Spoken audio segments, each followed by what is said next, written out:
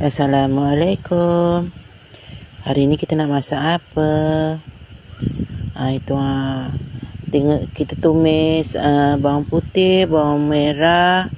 Kita tumbuk lah. Itu je. Kita nak masak apa? Semalam kan mak ada buat video nak masak cendawan kukuh, masak lemak cili api. Ini kita masukkan cili padi lah ya. Yang dah mak tumbuk-tumbuk tu. Lebih kurang gitulah. Lepas tu bubuh kunyit sikit. Lepas tu masukkan udang. Tapi sebenarnya mak ni kan ada nak masukkan rebung buluh kan. Memang kebetulan anak tu beli, nak minta mak masak.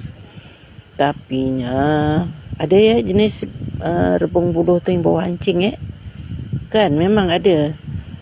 Mak pernah juga beli, walaupun dia warna putih tapi dia hancing, ya Allah. Memang tak boleh masak, tak boleh dimakan. Tak tahu buluh apa namanya tu. Lepas tu kita masukkanlah cendawan kukuh. Dah direndam, kita ramas-ramas lah bagi dia biar warna tu putih. Maksudnya kita basuh tu, air yang kita basuh tu biar putih. Jangan sampai kuning-kuning tu. Nanti dia ada bau cendawan sikit kuat lah. Lepas tu masukkan cendawan, kita goseng-goseng gitulah. Udang tu tak banyak, sikit je.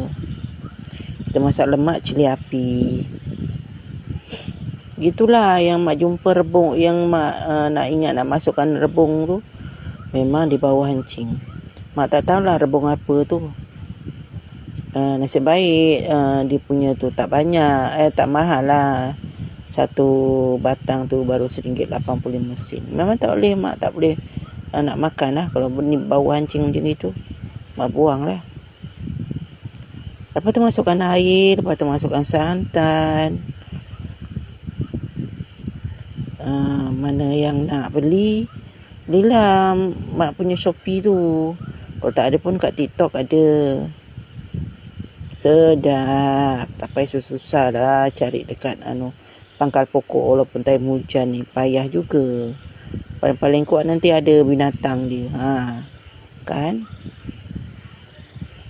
Bangsa jenis cendawan tu ditanam lah, diternak kan dekat habuk kayu kenaf. Gitulah orang yang pandai lah. Mak bukan pandai, mak pandai cuma jadi ni aja, affiliate je. Okey lah tu, dah siap mendidih kan, dah masak.